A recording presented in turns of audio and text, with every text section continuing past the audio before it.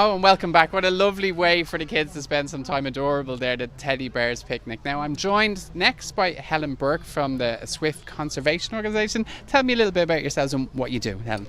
Well, firstly, we're a group of volunteers. We deliver educational programs to schools, Swift conservation educational programs to schools. We also we are working with builders and architects and planners and trying to get them to install bricks in new developments, because that really is the way to go. While we have external nest projects up and running, Swifts actually prefer internal nest sites, and we know that because they take to them more readily than they do external ones, So tell us a little bit about the Swift. Not a lot of people maybe know the difference between it and maybe swallows, which are, more everybody common. Confuses, yeah, absolutely everybody. I have one in my barn. You don't have it in your barn because Swifts do not nest in barns.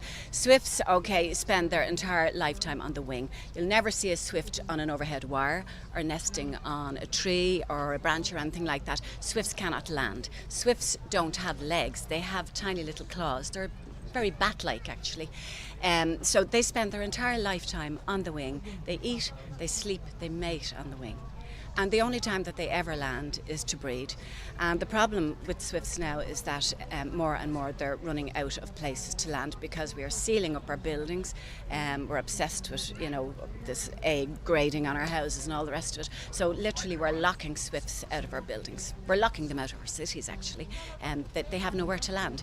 And the Swift, unlike the house martin or the swallow that can build a house out of clay, is totally reliant on our buildings for its future.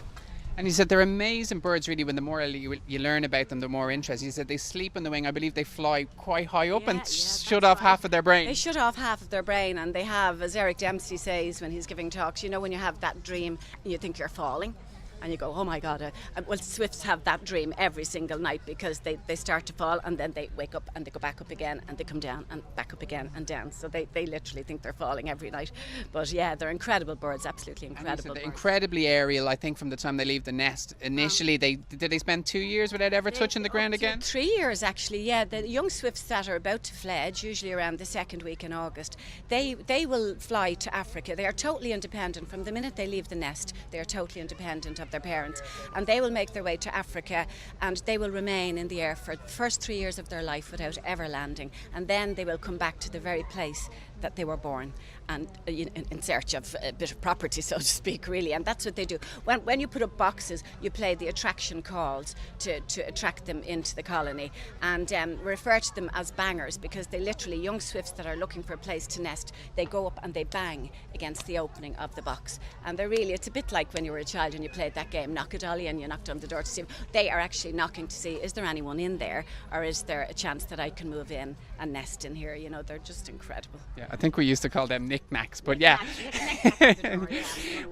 But yeah, as I said, they're a bird that has been in a little bit of decline. It's the screech that they make only near their nest. You don't hear it as much maybe in the city as you used to. Yeah, you'll hear it. I know at the back of my house last night there were up to 12 Swifts screaming in the air, which I live near Old Kilmainham, so there are colonies around there, and there's a very active colony in St James's Hospital.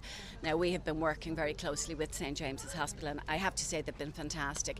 We have 18 external boxes up on some of the modern buildings there, and we went to On Board Planola with this one, but they have given a commitment to install some 24 internal bricks in the new paediatric hospital, which is great.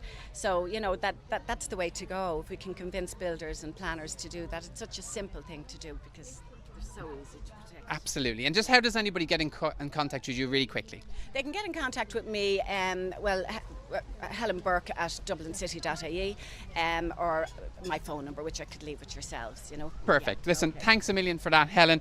Next up, we're going to have a look. This happened a little earlier in the summer over in the Bull Island, and we had the Battle of the Bay over in Clontarf, a huge kite surfing event.